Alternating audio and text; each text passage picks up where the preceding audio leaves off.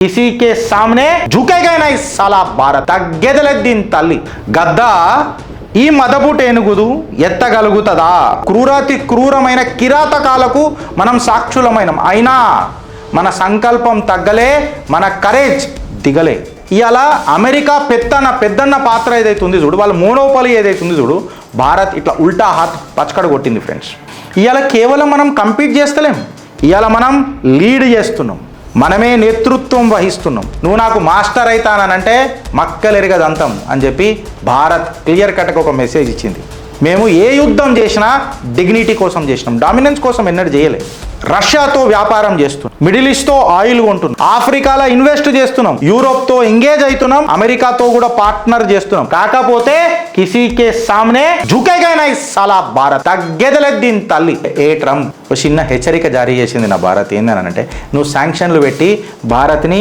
Silence చేయలేవు ప్రపంచ leader లెక్క అడుగులేస్తున్నది భారత్ తన పరిచయాన్ని ఆపరేషన్ సింధూర్ల పాకిస్తాన్ పైజామాలు ఊడదీసి పడేసింది అమెరికా తన తప్పు తెలుసుకోకపోతే మీరు అడుగురు నన్ను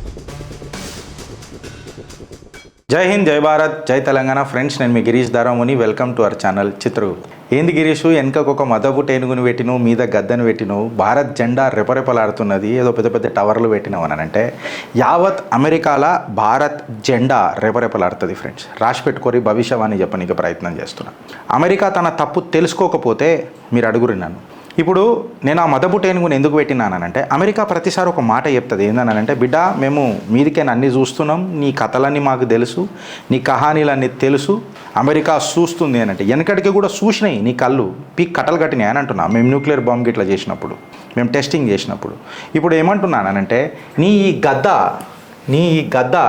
ఎంత మీదున్నా ఎంత కిందున్నా నా భారత్ అననే ఈ మదపుట ఏనుగుని ఎత్తే జిగర్ల దమ్ నీ గద్దకుందా అని చెప్పి నేను మాట్లాడుతున్నా గద్ద ఈ మదపుట ఏనుగుదు ఎత్తగలుగుతుందా అని చెప్పి చెప్తున్నా నేను ఈ మాట మాట్లాడుతున్నానంటే ప్రపంచానికి బాధ్యత నేర్పుతున్న భారత్ భయపడుతున్న అమెరికా అని చెప్పి నేను చెప్తున్నా ఇవాళ అమెరికా భారత్తో ఎందుకు భయపడుతుంది అని చెప్పి చెప్తే భారత్ మీద మేము ఫోర్స్ చేయలేకపోతున్నాం కంట్రోల్ చేయలేకపోతున్నాం అననే బాధ అమెరికాకి ఎక్కున్నది నిజంగా చెప్పాలనంటే భయం ఎక్కున్నది ఇలా నేను ఒక భారతీయుడు లెక్క మాట్లాడతలేను ఫ్రెండ్స్ క్రూరాతి క్రూరమైన మన నాగరికతకు జరిగిన కిరాతకమైన దాడిలల్లా ఆ నాగరికతను రిప్రజెంట్ చేసే వారసుడు లెక్క మాట్లాడుతున్నా భారతదేశంలో పుట్టడం అనేది ఇన్ఫ్యాక్ట్ చెప్పాలనంటే నువ్వు ఆటోమేటిక్గా సక్సెస్ఫుల్ అని చెప్పి చిట్టి తల్లితోని రాసుకొని పుట్టినావు friends this is a land of innovation అని చెప్పి చెప్తారు ఇన్ని వందల సంవత్సరాలు వేల సంవత్సరాలు క్రూరాతి క్రూరమైన కిరాతకాలకు మనం సాక్షులమైనం అయినా మన సంకల్పం తగ్గలే మన కరేజ్ దిగలే ఓడి చెప్పిండా వెనకడికి ఓ దేశం ఉన్నది అమెరికా అది ప్రపంచాన్ని గడగడలాడిస్తుంది అదే డిసైడ్ చేస్తుంది దశాబ్దాల వారీగా అదే డిసైడ్ చేస్తుంది ఎవడికి ఏం కావాలనో ఎవడి జాతకం ఎట్లా తిరగాలనో అని చెప్పి రాస్తుంది ఇదంతా ఎప్పటి వరకు తెలుసా భారత్ ఎంట్రీ ఇచ్చే వరకు అండ్ భారత్ ఎంట్రీ ఇచ్చింది ఇవాళ అమెరికా క్లియర్ కట్గా చెప్పాలని అంటే భారత్ యొక్క మిజైళ్లకు భయపడదు భారత్ యొక్క సబ్మెరీన్లకు భయపడదు భారత్ దగ్గర ఉన్న శాటిలైట్లకు కూడా భయపడదు భారత్తోని ఎక్కడ భయపడుతుంది అని అంటే ఇన్ఫ్యాక్ట్ వాళ్ళ దగ్గర సబ్మెరీన్లు మిజైళ్ళు శాటిలైట్లు మనకంటే 100 రెట్లు ఎక్కువనే ఉన్నాయి కాకపోతే భారత్తోని అమెరికా ఏడ భయపడుతుంది అని అంటే భారత్ని నేను కంట్రోల్ చేసేది ఎట్లా అసలు ఇది కంట్రోల్ అవుతలేడు కదా అని అన్న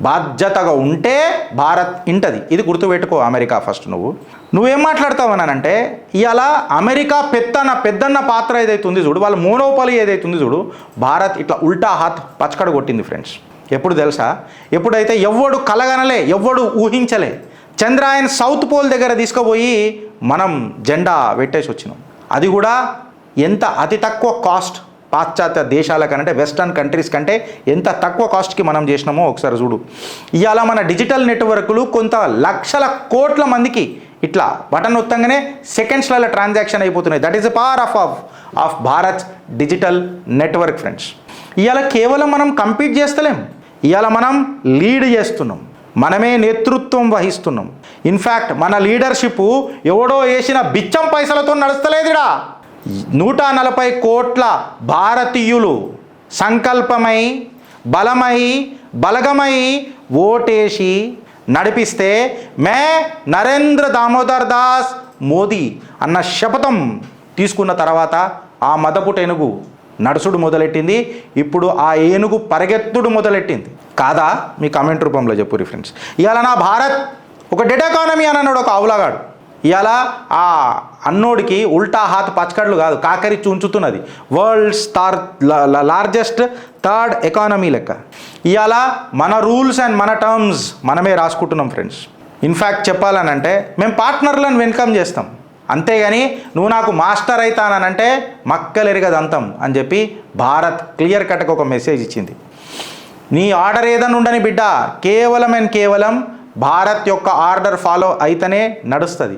భారత్ అనేది నీ మార్కెట్ ప్లేస్ కాదు, ఇట్స్ ఏ పవర్ అని చెప్పి ఒక చరిత్ర తిరగ రాసింది నా భారత్. నువ్వు ఏదో పెద్ద పెద్ద కలలు కంటవచ్చు, నేను కాదని అంటలేను. ఎప్పుడెప్పుడైతే నా భారత్ యొక్క సావరెనిటీని నువ్వు ఛాలెంజ్ చేస్తావో బిడ్డ, భారత్ యొక్క స్ట్రైక్ ఏ రకంగా ఉంటుందో కార్గిల్ టు బాలాకోట్ చూసినాం. ఇన్ఫ్యాక్ట్ ఆపరేషన్ సింధూర్ భారత్ యొక్క ప్రిపరేషన్ ఎట్లుంటుందో ప్రపంచానికి ఇలా చూపించింది. అబ్బా ఏందిది అన్న ఆశ్చర్యం కలిగించింది. బిడ్డ, మేము ఏదైనా యుద్ధం చేస్తే డామినెన్స్ కోసం చేయలే, పెత్తనం కోసం చేయలే, డిగ్నిటీ కోసం చేసినాం. మేము ఏ యుద్ధం చేసినా డిగ్నిటీ కోసం చేసినాం, డామినెన్స్ కోసం ఎన్నడూ చేయలే.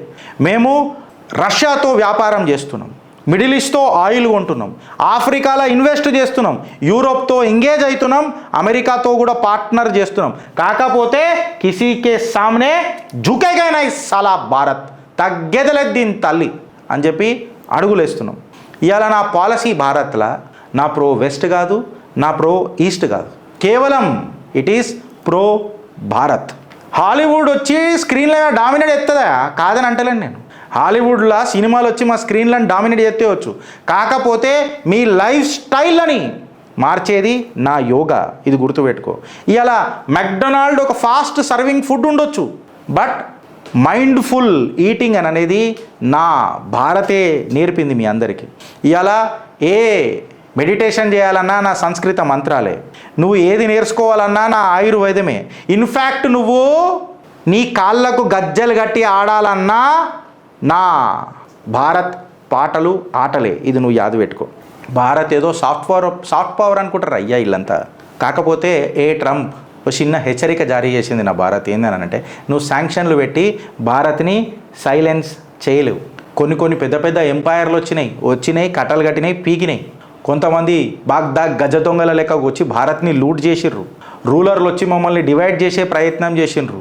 కొంతమంది ఎర్రతోళ్ళు వచ్చి కలోనియల్ రూల్ ఈడ పెట్టనికే చూసిండ్రు. కాకపోతే భారత్ అనేది ఎప్పుడు పెరిష్ గాలే, పర్ఫామ్ చేస్తూనే అడుగులేస్తూ ముంగటికి పోయింది. ఓ మదపుట ఏనుగు అయింది. భారత్ పార్టీషన్ కూడా ఫేస్ చేసిందిరా. మా భూభాగాన్ని, మా భరతమాత ఒక చిన్న భాగాన్ని కోసిరురా. మమ్మల్ని అత్యంత బీదరికంలోకి నూగనిక ప్రయత్నం చేసిండ్రు, అడ్డమైన ప్రెషర్ లేనిక ప్రయత్నం చేసిండ్రు. కానీ భారత్ గట్టిగా నిలబడ్డది.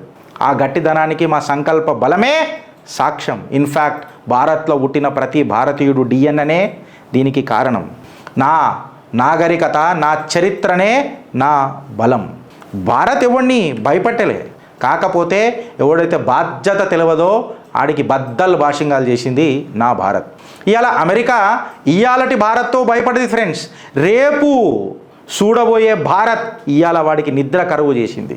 65% of the population under the age of 35 అంటే ఎంత అన్మ్యాచ్డ్ ఇన్నోవేషన్ రేపు భారత్ ప్రపంచానికి ఇవ్వబోతుందో ఒకసారి చూడండి. మన ఇండామిటబుల్ స్పిరిట్ ఎంత గట్టిగా ఉందో ఒకసారి చూడండి. And this is not just a possibility, it's a certainty my dear friends. Multipolar వరల్డ్లో భారత్ ఒక స్పెక్టాక్యులర్ దేశంగా మొదలవుతున్నది. అండ్ భారతే ప్రపంచ లీడర్ లెక్క అడుగులేస్తున్నది. And this is the truth. 21st century ఏదైతుందో అది వాషింగ్టన్లో రాయరు చరిత్ర, అది రాసేది నా జంబూ ద్వీపే భరతఖండే భారత్లో రాస్తారు. భారతీయుడుగా నీకేమనిపిస్తుందో నీ కమెంట్ రూపంలో చెప్పు ఫ్రెండ్స్. భారత్ యొక్క ప్రతిభా పరాక్రమం పురగల మజాక్ అనుకున్నారా మీరంతా? భారత్ తన పరిచయాన్ని ఆపరేషన్ సింధూర్లా చూపించిందని నేను చెప్పిన ఫ్రెండ్స్. భారత్ యొక్క ప్రిపరేషన్ చూసి ప్రపంచ దేశాలే ఆశ్చర్యపోయినాయి. కేవలం 50 వెపన్సే, దానికంటే తక్కువనే పాకిస్తాన్ పైజామాలు ఊడదీసి పడేసింది. ప్రపంచ పటంలోకి పాకిస్తాన్ని వైపౌట్ చేసేస్తానన్న సినారియో క్రియేట్ చేసింది.